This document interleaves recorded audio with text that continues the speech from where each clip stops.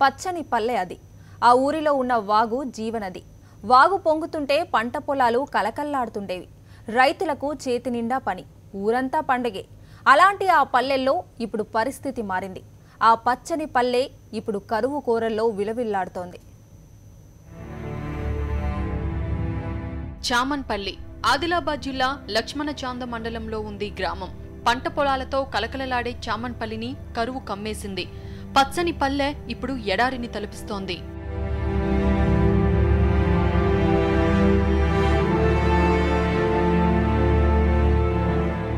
కరువంటే ఈ పల్లెవాసులకు ఇన్నాళ్లు తెలియదు. ఇదిగో ఇది చామన్పల్లి వాగు. ఊరికిది జీవనది. ఏడాది పొడవునా నీళ్లు పారేవి. కరువుతో ఇప్పుడు చుక్క నీరు లేదు. వాగుపైనే ఆధారపడిన పంట భూములు బీళ్లుగా మారిపోయాయి. నిత్యం నీటిని తోడే కరెంటు మోటార్లు కరువుతో కలతప్పాయి. లక్షలు వెచ్చించి బోర్లు వేసినా నీటి జాడలేదు.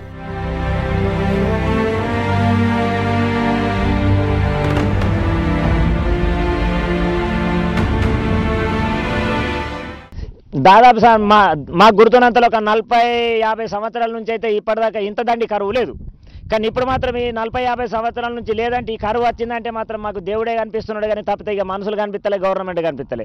పరిస్థితి ఇక 4 రోజుల నాటికి ఇక భగవంతుడు తీసుకుపోయి దినాలు వస్తాయేమో తీసుకుపోతాడేమో ఆ పరిస్థితికి వచ్చింది సార్. పంటలు పండకపోవడంతో పశువులకు మేత కరువైంది. పల్లెలో పనులు లేక ఇతర ప్రాంతాలకు వలస వెళ్తున్నారు.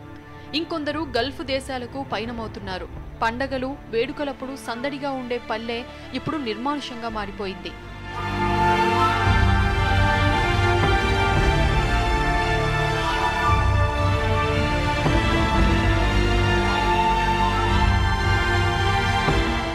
ఇసుంటి కరువు ఎప్పుడు చూడలేను.